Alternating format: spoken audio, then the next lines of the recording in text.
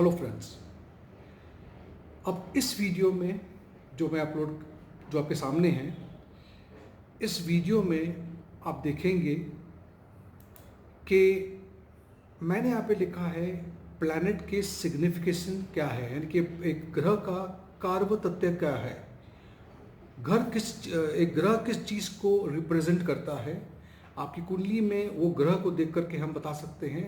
जैसे कि मैं एक एक ग्रह के बारे में आप लोगों को समझाऊंगा कि ग्रह क्या हैं, उनकी नेचर क्या है, सिग्निफिकेशन क्या है।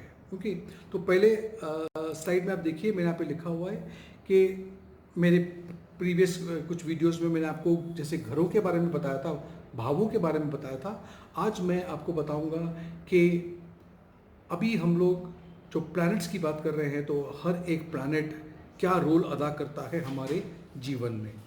यहाँ पे सबसे जो राजा ग्रह माने गए हैं वो है सूर्यदेव, यानी कि सन। सूर्य क्या बताता है हमें हमारे हॉरोस्कोप के अंदर? सूर्यदेव हमेशा एक अथॉरिटी है। जो भी व्यक्ति एक अथॉरिटी पे बैठते हैं, मान लीजिए कि उनकी कुंडली में वो सूर्य बहुत स्ट्रांग बैठा हुआ है, इसीलिए वो बिल्कुल अथॉरिटेटिव पोजीशन पे मिलेंगे आपको।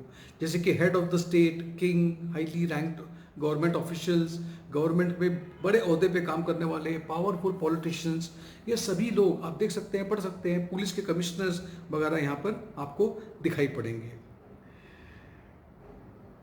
इनकी इम्यूनिटी पावर भी बहुत अच्छी होती है, इनके लड़ने की क्षमता बहुत अच्छी होती है, व्यक्तियों से भी और बीमारियों से भी लड़ने की शक्ति काफ़ी अच्छी होती है। इनकी आईसाइट अच्छी होती है अगर सूर्य अच्छा बैठा है तो। अगर सूर्य किसी ग्रह से प्रभावित है तो उतना ही नुकसान आंखों को हो भी सकता है। अच्छा सूर्य आपकी कुंडली में यह भी बताता है कि आपके जो बच्चे होंगे वो भी काफ़ी हेल्दी होंगे, काफ़ी अच्छे, मतलब बीमारियां नहीं होंगी उनको। और सूर्य आपको आपकी लीडरशिप की क्वालिटी के बारे में भी बताता है। नीचे मैंने एक नेक्स्ट पैराग्राफ के अंदर ये भी बताया है कि सूर्य एक सोर्स ऑफ एनर्जी भी है हम सभी लोगों के लिए। उन्हीं की वजह से पृथ्वी पे जीवन संभव हो पाया है। आप देखेंगे क्योंकि सूर्य देव हर एक की कुंडली में उनके पिता को बताता है, तो सूर्य देव पे किसी भी ग्रह की, ईविल ग्रह की, यानी किसी भी पापी ग्रह की दृष्टि पड़ना या युति होना, युति मतलब के साथ में बैठना, ओके, इसको बोलते हैं कंजंक्शन, तो उसे हम कहते हैं पितृदोष। पितृदोष अगर आपकी कुंडली में है तो हमें पता पड़ता है कि ये पितृदोष क्या होता है। पितृदोष एक एंसेस्ट्रल कर्स होता है और इसका निवारण किया जाता है, इनकी पूजा की जाती है और उसी तरह से हम इससे राहत पा सकते हैं। सूर्य के बाद में जो नेक्स्ट ग्रह है इस सीक्वेंस में वो है चंद्रमा। सबसे पहले तो मैं बता दूं कि चंद्रमा को रानी बोला गया है, क्वीन बोला गया है, authority in dealing with public relation. इनका पीआर बहुत अच्छा होता है। अगर चंद्रमा अच्छा है तो आपका पब्लिक रिलेशंस बहुत अच्छा रहेगा। इनमें दूसरों को हील करने की कैपेसिटी होती है। चंद्रमा अगर अच्छा है आपका तो आप एक हीलर हो, आप में साइकिक एबिलिटीज़ बहुत ज़्यादा है। जो लोग का चंद्रमा अच्छा है और अगर 10वें घर का मालिक भी है या 10वें घर में बैठा भी है, तो हम बोल सकते हैं कि these people would work for hotels में। क्यों? क्योंकि ये एकोमोडेशन भी माँ, अगर हम मून को माँ भी कहते हैं, तो माँ क्या प्रोवाइड करती है आपको जीवन में? खाना, कंफर्ट, लाइक बहुत कंफर्टेबल अपने आपको रखती है। चाहे वो खुद परेशानी में रहे लेकिन आपको बहुत अच्छी तरह से रखती है। तो वो नेचर आपकी हो जाती है कि आप दूसरों को कंफर्ट प्रदान करते हैं। और कंफर्ट कौन प्रदान करता है? होटल इंडस्ट्री में खाना पीना रहना जो हम देते हैं। तो अगर चंद्रमा आपका काफ़ी अच्छा है देन यू विल डेफिनेटली, आप होटल इंडस्ट्री से आप जुड़ोगे तो आपको फ़ायदा रहेगा। या तो फिर पानी से अगर आपका संबंध रहे तो उससे भी फ़ायदा हो सकता है। जैसे कि अगर आप सेलर हो या सीमैन हो या फिर आप नेवी में नौकरी अगर ढूंढना चाहते हो तो मंगल का भी साथ मिल जाए तो बन सकता है। नर्सिस, अब देखिए फिर से सेवा भाव यहाँ पे है। नर्सिस क्या करती है? सेवा करती है अगेन इन हॉस्पिटल, जो रहने की जगह है। तो वहाँ पर भी आप देखोगे कि नर्सिस भी पाई जाती है जिसकी जगह का चंद्रमा काफ़ी अच्छा है आपकी कुंडली में। तो moon is considered to be second most important planet in the horoscope. क्यों? क्योंकि अगर सूर्य पिता है तो ये माता है, ओके। और ये सूर्य के बाद पे दूसरा ऐसा ग्रह है जिसको इम्पोर्टेंस दी जाती है, और जहाँ पे चंद्रमा बैठता है आपके हॉरोस्कोप में वही आपकी चंद्र राशि होती है, और सारे ट्रांजिट और गोचर इसी चंद्रमा से देखे जाते हैं, क्योंकि चंद्रमा आपका थॉट प्रोसेस भी है। तो जैसा आप सोचोगे वैसा आपकी ज़िंदगी में, हम कहते हैं ना बी पॉजिटिव, इसका मतलब क्या हुआ? अगर आपने पॉजिटिव थिंकिंग रखी है तो पॉजिटिव चीज़ें आपके पास में आती भी हैं। इसीलिए चंद्रमा को हमेशा खुश रखने के लिए पॉजिटिव थिंकिंग बहुत इंपॉर्टेंट है। मैं ये भी बता दूं कि हाँ, चंद्रमा जन्म के वक्त जिस नक्षत्र से में बैठा हुआ है उसी से आपको आपका पहला अक्षर या पहला नाम मिलता है, और उसी को आपका हम जन्म नक्षत्र कहते हैं। और आपको पता होगा, आप पंडित को फ़ोन करते हैं कि ये बच्चा पैदा हुआ है तो इसका नाम का अक्षर क्या निकाला जाए, तो वो अक्षर उस नक्षत्र से निकाला जाता है जिस नक्षत्र में ये चंद्रमा बैठे हैं। Next coming is Mangal, Mars, बहुत इंपॉर्टेंट प्लैनेट है। वो किन चीज़ों को यहाँ पर दर्शाते हैं? हिम्मत यानी करेज, मेंटल एबिलिटी, आपके सोचने के, विचार करने की। जिसका मंगल बहुत स्ट्रांग होता है उसके मैथ में बहुत अच्छे मार्क्स आते हैं, ओके। और फिजिकल एफर्ट्स, आप कितनी क्षमता है आप में काम करने की वो भी बताता है। और आपके लिए जो फील्ड है वो है पुलिस, डिफेंस, नेवी, आर्मी, ये सब जो फील्ड है ये आपके लिए बिल्कुल सही है, क्योंकि इसी जगह पे आप अपने आप को पूरा पैरा मिलिट्री जो फोर्सेस हैं उसमें भी कर सकते हो, फायर फाइटर बन सकते हो। स्पोर्ट्समैन के लिए ये बहुत ही अच्छा ग्रह है, बिकॉज मंगल आपको स्टेमिना देता है, ओके। और ख़ास करके अगर आपने फुटबॉल में, टेनिस में, बॉक्सिंग में, ऐसे मार्शल आर्ट्स के अंदर आपको जाना है तो आपका मंगल बहुत अच्छा है, तो ये चीज़ें आपको दर्शाता है। अब मंगल, अगर देखो मंगल में क्षमता है चीज़ें करने की, लेकिन अगर मंगल दुष्ट परिणाम देने लग जाए आपके उसमें, तो आप क्या बन जाओगे? आप गैंगस्टर बन जाओगे, आप डेकॉइट बन जाओगे, आप एक गुंडे मवाली बन जाओगे, क्योंकि आप में हिम्मत है, आप में वो सब चीज़ें करने की, लेकिन आपने उस हिम्मत को रॉन्ग डायरेक्शन दे दिया। और ख़ास करके अगर राहु साथ में है तो रॉन्ग डायरेक्शन में वो डाल ही देता है आपको, ओके। और आप ऐसी चीज़ों से भी संबंध रख सकते हो जिसमें शार्प वेपन्स यूज होते हैं, जिसमें बहुत शार्प चीज़ें यूज़ होती हैं, तो वो भी चीज़ आप कर सकते हो। मैकेनिक बन सकते हो, डॉक्टर भी बन सकते हो, लेकिन डॉक्टर में आपका चांसेस ज़्यादा है एक सर्जन बनने के लिए, क्योंकि मंगल हमेशा खून मांगता है, सर्जन भी खून ही मांगता है।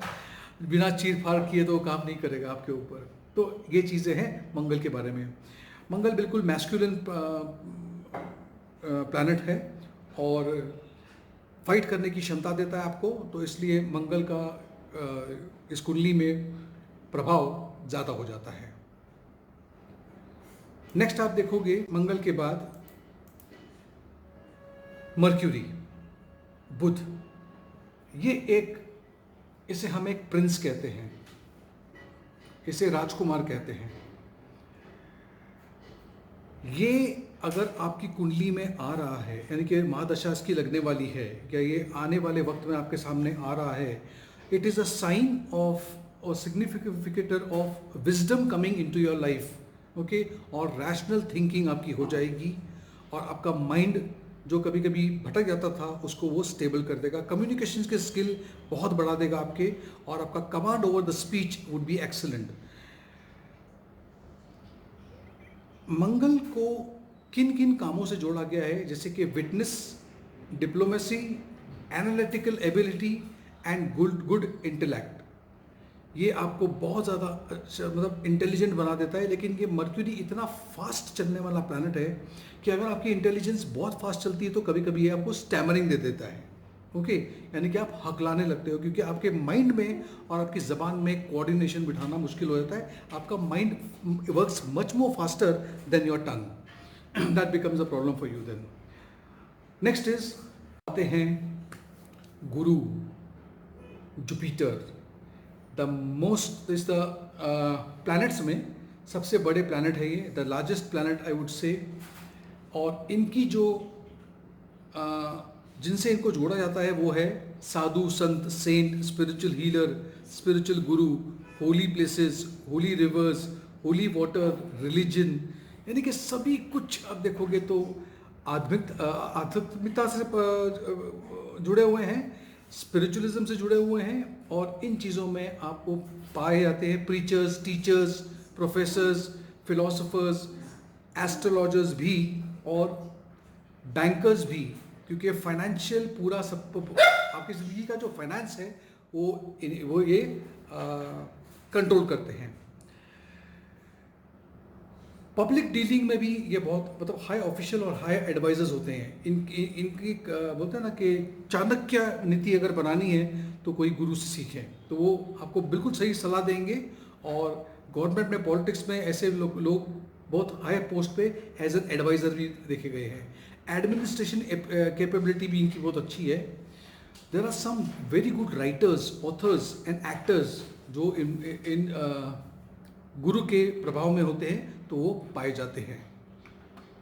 इसके बाद में जो नेक्स्ट है वो है शुक्र। शुक्र भी एक तरह से गुरु है, आचार्य है। अब कहते हैं कि जितने भी राक्षस थे, दैत्य थे, उनके ये गुरु हुआ करते थे। वीनस सबसे पहले जब ये आपके दिमाग में आता है तो हमें सबसे पहले कहाँ ले जाता है? वीनस सीधा आपको हमेशा ऑपोजिट सेक्स के पास ले जाएगा।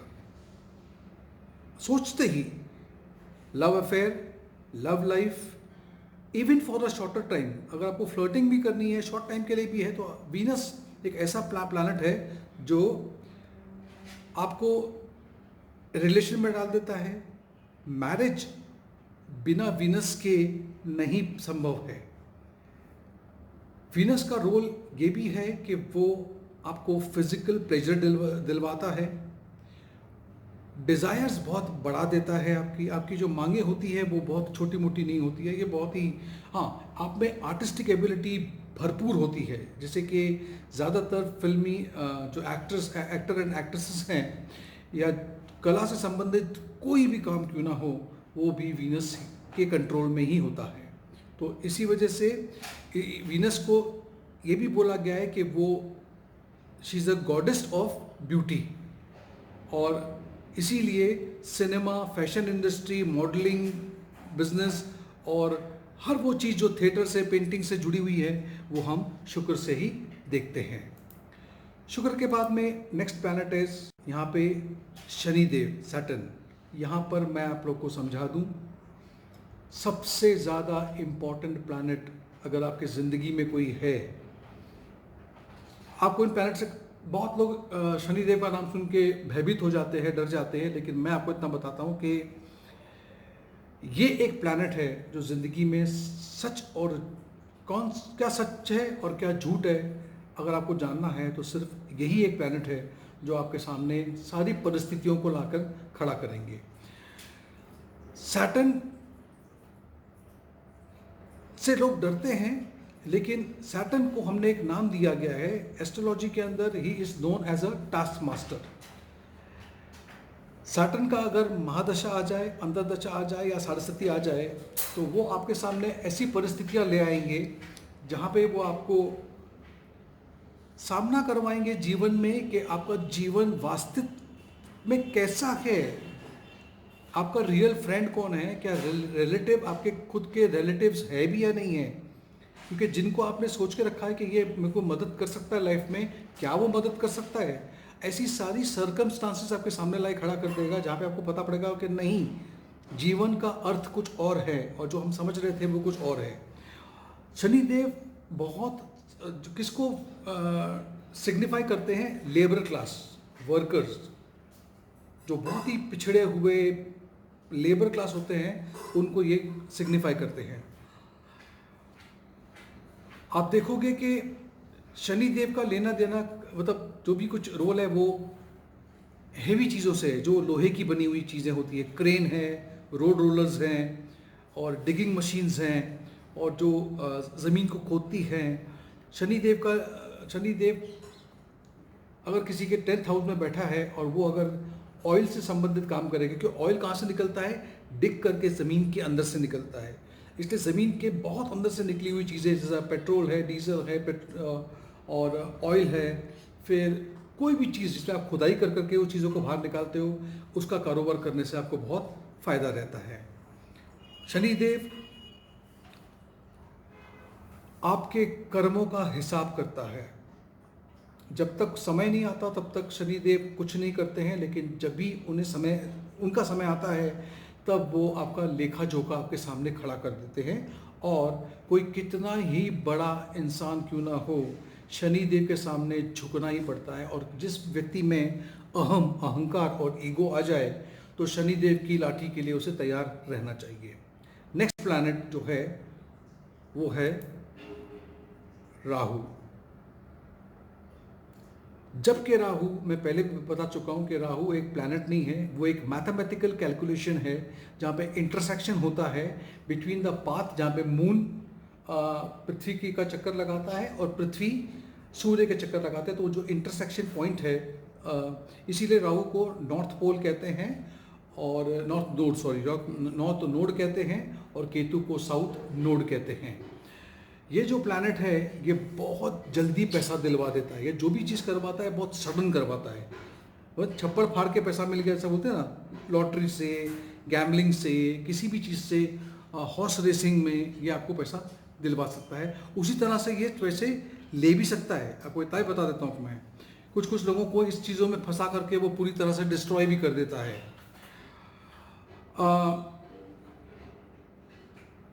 कुछ ऐसे भी लोग हैं जो लोग लाइक आपने कभी देखा होगा कि बहुत से ऐसे साइट्स हैं कंप्यूटर पे जिसको हम स्पैम कहते हैं, कि वो लोग मनी लॉन्ड्रिंग करते हैं या पैसे को खींचने की कोशिश करते हैं। वो व्यक्ति है जिन पे राहु अभी असर डाल के बैठा हुआ है। तो इस तरह से पैसा मिलता भी है, they are very successful also, okay. लेकिन फिर वही है कि उनका कमाया हुआ पैसा उनके राहु के द्वारा जब शनिदेव आएंगे तो फिर वो हिसाब किताब करते हैं कि वो पैसा टिकता नहीं है। मैं आपको यहाँ पे यही बता दूं कि राहु भी एक प्लैनेट था जिसने माइकल जैक्सन को माइकल जैक्सन बनाया। Please understand that also. और ठीक, नेक्स्ट इज, इस श्रृंखला में सबसे लास्ट है Ketu. Ketu is a planet, ये दुनिया से अलग है। ये आपको जंगलों में ले जाएंगे, ये सैल्वेशन दिलवाएंगे, ये आपकी कुंडली में जिस घर में वो बैठे हैं, स्वाभाविक सी बात है, जैसे कि 7वें घर में अगर आपके केतु बैठे हुए हैं तो ऐसा व्यक्ति कभी कभी शादी नहीं करता, क्योंकि उसे ऐसा लगता है कि पिछले जन्म में का कुछ है कि मुझे शादी से वो भयभीत है, डरता है। क्योंकि हो सकता है कि पिछले जन्म में उसकी शादी बहुत बुरी रही हो, तो वो बता देता है कि इस जगह पे मुझे नहीं हाथ डालना है। और अगर वो ज़रूरी नहीं कि अगर वो शादी कर लेगा तो प्रॉब्लम होगा, और मैं शादी के घर की ही बात नहीं करता हूँ। केतु जिस घर में बैठा हुआ है उनसे वो आपको अलग कर देगा, यानी कि उस तरफ आपका रुझान नहीं होगा। 5वें घर में है तो आप शादी भी कर लोगे लेकिन बोलोगे मुझे बच्चा नहीं चाहिए, शायद मैं बच्चा की रिस्पॉन्सिबिलिटी उठाने के लिए तैयार नहीं हूँ, तो वो आपको अलग थलग ले जाता है। स्पिरिचुअल ग्रोथ बहुत अच्छी दिलवाता है केतु, क्योंकि ये आपको बहुत जल्दी डिटैच कर देता है दुनिया से, बहुत जल्दी आप हो सकते हो। तो केतु एक ऐसा प्लैनेट है, और जो मैंने ये भी देखा है कि केतु अगर 12वें घर में किसी के है, यानी कि कुंडली में 12वें घर में है, तो हम एस्ट्रोलॉजर्स ऐसे मानते हैं कि वो इस व्यक्ति का आखिरी जन्म है और ये आखिरी बार इस पृथ्वी पे उतरा हुआ है। इसके बाद में उसे मोक्ष प्राप्त करवाएगा ये केतु, और इसके बाद में ये जो आना जाना लिखा है ऊपर से नीचे, ये पूरी तरह से समाप्त हो जाएगा। और समाप्त शब्द के साथ ही मैं समाप्त करता हूँ इस वीडियो को। Thank you so much, take care of yourself, God bless you.